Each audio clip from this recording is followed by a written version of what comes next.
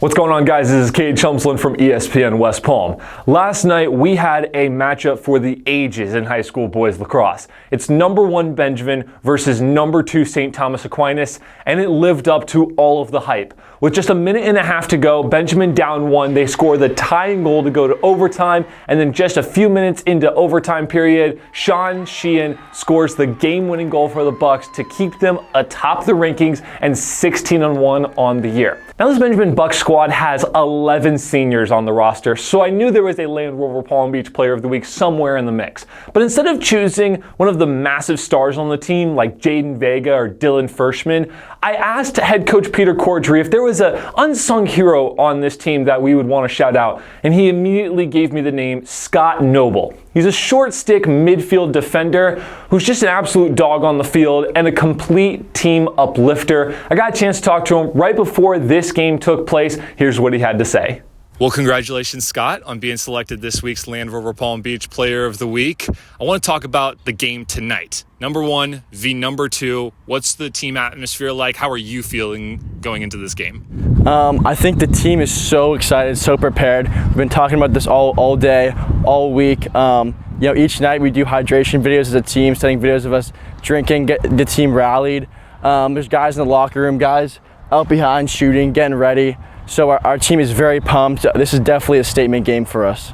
Talk about the season as a whole. What has it been like seeing that number 1 next to your name each and every week? It honestly feels very great, but it also tells us that we have a target on our back. People want to take down the number 1 team, and so instead of being the hunted, we still need to continue to be the hunters. You need to continue to work even harder. That number 1 doesn't let us, let us rest and say we're already at the number 1 spot. We need to continue to be humble and continue to attack every day at practice and every day at games.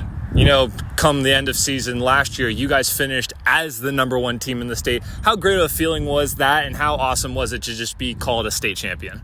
It was great last year. One of the most exciting times of my lives. Going to this year, we only lost 2 seniors, so we have the remainder of the team here, and I'd love to experience that feeling again. This is my last year. And there's so many other seniors that want to have that feeling again. So we're working extremely hard this year, to work at being a state champion again. I read that you've been playing since you were 7 years old. Your dad got you your first sticks. Your mom got you your first tickets to see a pro team. How much has family meant to you in your lacrosse career? Family is everything. I wouldn't be here without my mom and dad. My mom taking me to all these lacrosse tournaments, supporting me on the team.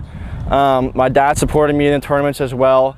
I grew up, both of my brothers also played lacrosse, so it was some great competition. Family is a huge part of the sport, and it's something that's really impacted my play. I saw that you're headed to Georgetown after your time here at Benjamin. What made you choose there, and how excited are you to go up north? I'm extremely excited to go up north. I toured the campus last week. It's very beautiful. Washington, D.C. is a great place to live. A lot of great amenities there.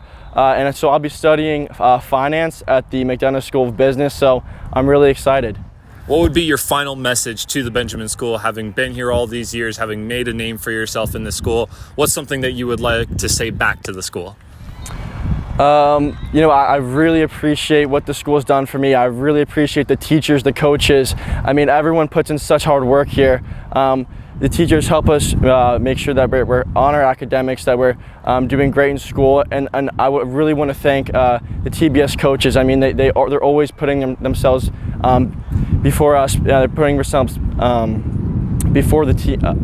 Putting the team before themselves, putting us before themselves, and so I really want to thank them and everything that they've done. Well, congratulations, Scott, on being selected this week's Land Rover Palm Beach Player of the Week. Good luck to you and the rest of the Bucs crew on another state championship run. I might be able to see you in Naples pretty soon. And as for you guys, I'll see you next week.